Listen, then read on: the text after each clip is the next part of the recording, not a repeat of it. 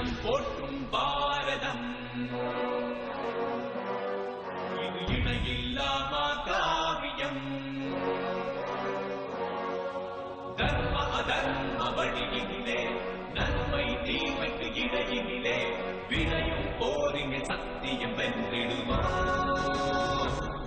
சக்தியையும் பக்தியையும்